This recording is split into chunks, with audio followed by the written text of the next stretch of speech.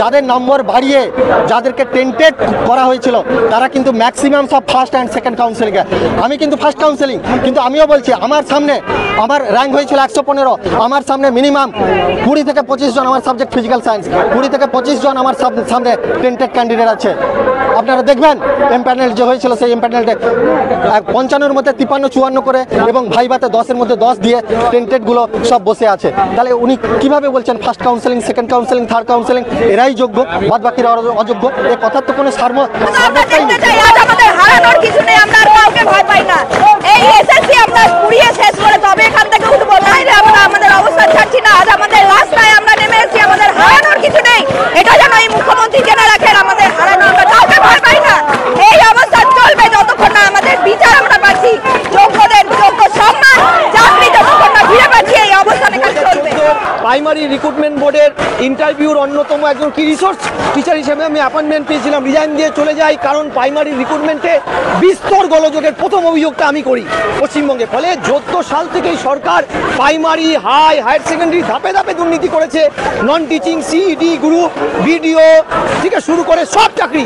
রাজ্যের মুখ্যমন্ত্রীর ক্যাবিনেটের 43টা দপ্তরে দুর্নীতি। হাইকোর্ট সুপ্রিম কোর্টে লিস্ট বের করানোর 3-4 ঘন্টা আগে থেকে হাওয়ায় খবর রটিয়ে দেওয়া হলো, মিডিয়ার মাধ্যমে খবর রটিয়ে দেওয়া হলো ফার্স্ট কাউন্সেলিং থেকে থার্ড কাউন্সেলিং এরাই যোগ্য, এদের বের করব, এবং ফোর্থ কাউন্সেলিং থেকে 8th কাউন্সেলিং এরা যোগ্য নয়, এরা অযোগ্য। কি করে সম্ভব? হাইকোর্টের পারমিশন নিয়ে 8th কাউন্সেলিং হয়েছিল, তাহলে আপনি বলতে পারেন যে 8th কাউন্সেলিং অযোগ্য? সমস্ত ম্যাক্সিমাম, আপনাকে এও বলছি, ম্যাক্সিমাম আনটেন্টেড ক্যান্ডিডেটরা তারা কিন্তু পরবর্তী কাউন্সেলিংগুলোতে ছিল। আমরা যথেষ্ট ওয়েট করেছি, আমরা নিঃস্ব হয়ে যাওয়া পর্যন্ত দেওয়ালে পিঠ থেকে যাওয়া অবধি অপেক্ষা করেছি। একটার পর একটা ললিপপ আমাদের হাতে ধরিয়ে গেছে রাজ্য সরকার, এসএসসি, মধ্যশিক্ষা পর্ষদ।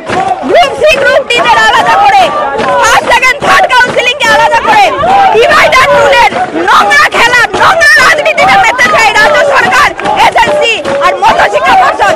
আমাদের কি আমরা সব ঘাসে মুখ দিয়ে চলি? আমরা শিক্ষক সমাজ ভুলে যাবেন না, শিক্ষিতদের সঙ্গে আপনারা লড়াইয়ে নেমেছেন। এইবার এই মাঠে এর ফয়সালা হয়ে তবেই মাঠ ছাড়বো আমরা। আসুন এই মাঠে অবতীর্ণ হয়ে লড়াই করে দেখান, যদি সাহস থাকে তো। মুখ্যমন্ত্রী জেনেটিক্যাল লায়ার। আমি বলছি সে শিক্ষামন্ত্রীকে যার একটা যোগ্যতা ক্ষমতা নেই, একটা সামার ভ্যাকেশন ডিক্লেয়ার করে, টোটাল দায়িত্ব সংবিধান মুখ্যমন্ত্রীর কাছে দিয়েছে। উনি রিজাইন দেবেন না কেন? প্রশ্ন আমার রইল। ইমিডিয়েট রিজাইন দিন, উনি বাংলাকে বাঁচতে দিন। একটাই, এখন তো উনি বলছেন 1 সেকেন্ডে সমাধান করব, অর্থাৎ উনি ধেরে ইঁদুর। ওনার সেই মাথা আমরা জেনে ফেলেছি আজকে, উনি পারেন সমাধান করতে। সুপ্রিম কোর্ট থেকে যেভাবে বারে বারে আনটেন্টেডদের লিস্ট চাওয়া হয়েছিল, সেভাবে যদি ওনারা জমা করতেন তাহলে কিন্তু এই পরিস্থিতির সম্মুখীন আমাদের হতে হতো না। কিন্তু এই পরিস্থিতির জন্য এই মুখ্যমন্ত্রী এবং এনার সমস্ত যে দপ্তর সবগুলোই দায়ী। এই বিশেষ করে এসএসসি, পর্ষদ এবং মুখ্যমন্ত্রী সম্পূর্ণভাবে দায়ী। ওনারা চাননি যে যোগ্য শিক্ষকরা পুনর্বহাল থাকুক। ওনারা উপরে দেখাচ্ছে মানবিক রূপ, কিন্তু ভেতরে ভেতরে ওনারা চাইছেন পুরো প্যানেল ক্যান্সেল হয়ে যাক, যাতে চোরগুলো এই যোগ্যদের সঙ্গে মিশে গিয়ে চলে যায়।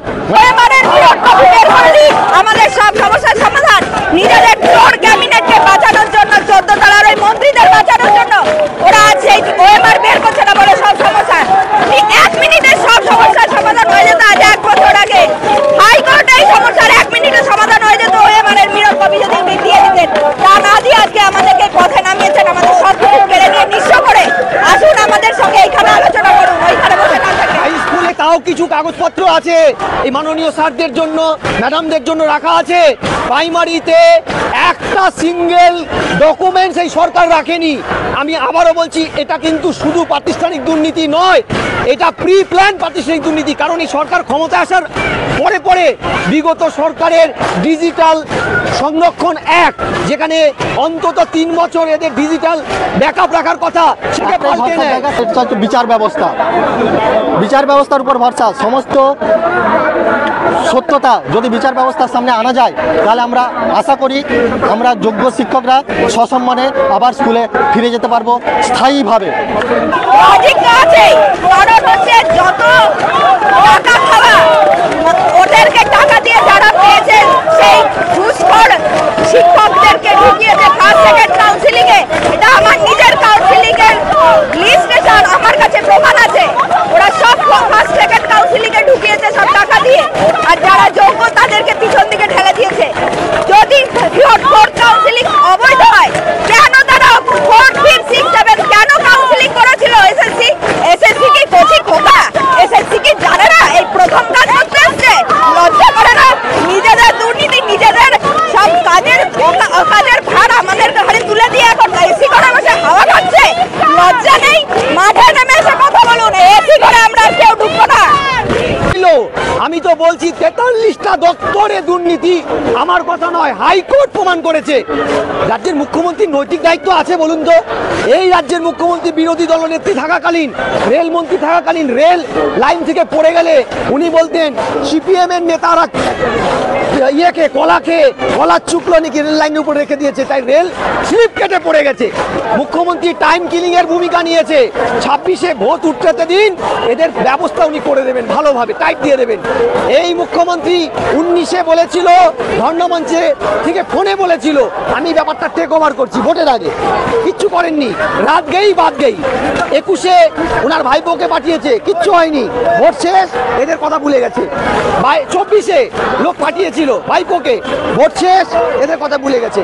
আবার 26-এ ভোটের আগে এদের লালিপপ দিচ্ছে, ডিভাইড অ্যান্ড রুল করছে। কিচ্ছু করবে না এই রাজ্যের মুখ্যমন্ত্রী, জাস্ট টাইম কিল করবে, এদেরকে নিয়ে রাজনীতি করবে, এদেরকে স্টপ গ্যাপ শিক্ষক করবে। এরা স্টপ গ্যাপ শিক্ষক, এদের ডেথ সার্টিফিকেট ইস্যু করে দিয়েছে এই সরকার।